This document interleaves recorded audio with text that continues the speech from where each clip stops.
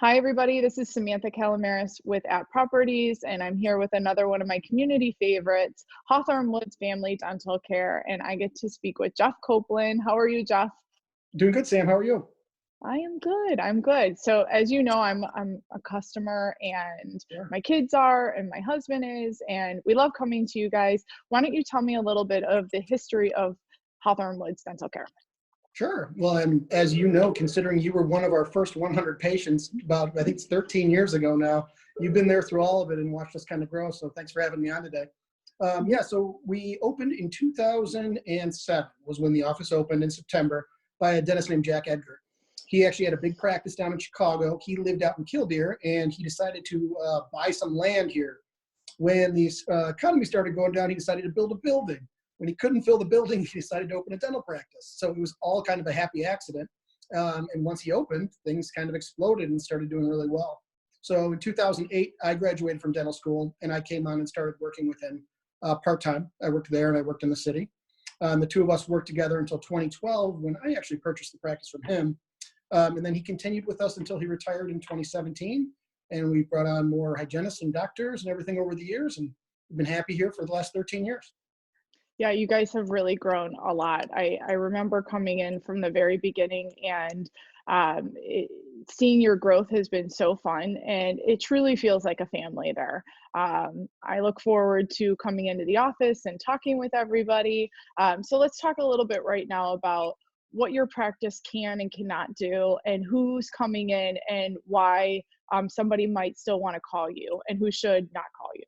Of course. So, I mean, as of March 16th was our last day of regular practice. At that day, the American Dental Association and Illinois State Dental Society came out with guidance that said they wanted to close down for 3 weeks at the point for number one, to slow the spread of the disease and everything else going forward. It's since been amended, and we're doing the same thing as the rest of the country until at least the end of April. So we're closed down currently, seeing only emergencies. So the way that those are kind of categorized and who should be calling is we're trying to keep people out of the hospital. That's our one goal right now, is to number one, get people comfortable, and be it so that people don't have to use urgent cares in hospitals for dental pain. The perfect examples would be someone who's experiencing swelling, very extreme pain, something that's bothering trauma. You know, a kid falls and smashes out a couple of front teeth. These are things that the hospitals not only don't want to deal with at this point, but they're not really equipped to. So we want to try and do everything we can to try and maintain those, maintain everyone's health while we can at this point. We're not currently seeing people for cleanings or any routine fillings or anything that we can hopefully delay for at least a few more weeks until it goes through there. So at this point, it's basically we're just trying to keep people out of pain and keep them out of bad situations. Right, good. I think that's great to know that you're not completely closed, and if you do have some sort of dental emergency, to still reach out, that you are there and happy to Mhm. help. Another thing that's really important, we talked about a little bit before going on, is care, is just maintaining your cleaning and flossing, reminding kids how important it is, because as we're sitting home all day and we're not going out, we might forget to do that. So any tips that you have for all of us to make sure what's important, how often we should be brushing and flossing? Sure. Well, definitely. I mean, I would say that it actually becomes more important because one of the hard things, you know, when my wife and I have two young girls, and you're used to a routine that you get into, and it usually involves getting up in the morning. I mean, what we would routinely like is getting up in the morning, brushing your teeth for 2 minutes, going through the rest of your day, flossing at least once during that day, and then brushing your teeth again before you go to bed for 2 minutes. When we no longer have the routine where we're exactly going to work every single day at the same time, the kids going to school, some of these things can kind of get lost. And why it's more important is a lot of these preventative treatments we normally do, the cleanings, the people, the scaling and root planings, the things that people really need, we're having to delay.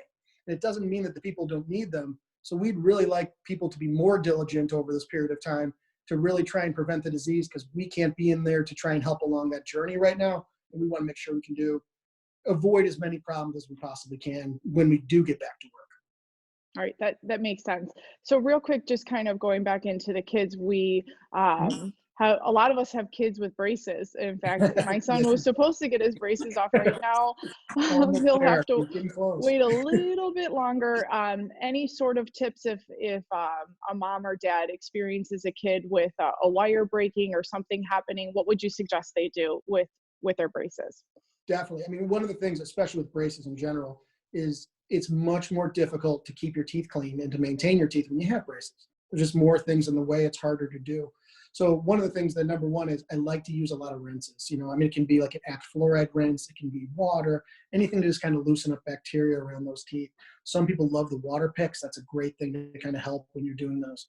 But when you're talking about little small emergencies like that, sometimes there's little things like dental wax that you can put all over them. We're available. We're here every single day. And for a lot of the things that we're talking about when we said, kind of emergencies that we need to see someone for, of course we can do that. But we're also here to answer your questions. So if there's something where you were worried where a bracket was loose or something's poking in there, there's certain things that we can kind of teach you to do over the phone, or we can show, so you don't even have to come in, and we can kind of stop some of these emergencies. A lot of them, we're trying to prevent them to get to that stage where it's bad enough to be an emergency. And we've had a lot of success with that. I would say of the people who call with problems, at least half end up not even having to be seen currently. And that's kind of what we're trying to work towards. Right, which is great with these type of media ways to talk to people. I know Yeah. I even reach out to you. I'm Yes. like, I have a question about this, or I have a question about that. And Yeah. that brings me to the next thing is your staff and your systems. I truly love your staff. They are great people. Your systems are great for somebody like me. I need constant reminders. I need things in my calendar. And you guys have done a great job. How is your staff doing currently? Good. There's some that are currently working still. We're kind of cycling people in and out, and things are going good. We're working towards when there's some that I haven't seen for weeks. When the hygienists and things as it's going through there, we're trying to do the social distancing and keeping people as far apart as we can. So it'll be interesting to get everyone back together. Initially, when we were all kind of saying goodbye, we thought it was going to be 2 weeks. Now we're looking at 6 weeks at least. So we've been keeping in contact overall by text messaging and moving things around. I've been talking to my doctors probably almost every day because one of the things that's happened with this coming through is there's a lot of webinars and different seminars that companies are offering that we've all been kind of talking about what we've each been learning differently over the period of time, things that we've been reading about the disease, all those kind of things. Yeah, the staff here is, kind of our most important thing. We've always, since the beginning, since before I even worked here, we've always tried to make it a place where we want to go get our teeth fixed. And we want to hire people who are passionate about it, enthusiastic about it, happy to be there.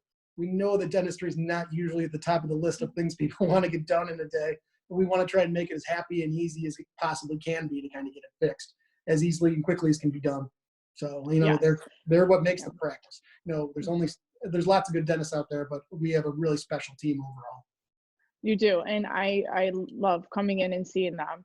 Also, just to kind of close everything up, one, tell us where we can find you and remind us how easy it is when we can start. You can make appointments online too, right? Sure, definitely. Yeah, Mhm. so we're at the Commons of Hawthorn Woods, which is basically in between the little triangle of roads of Old McHenry, Midlothian, and Fairfield. We're back, kind of over by the YMCA over there. Our website is hwfdc.com or hawthornwoodsfamilydentalcare.com.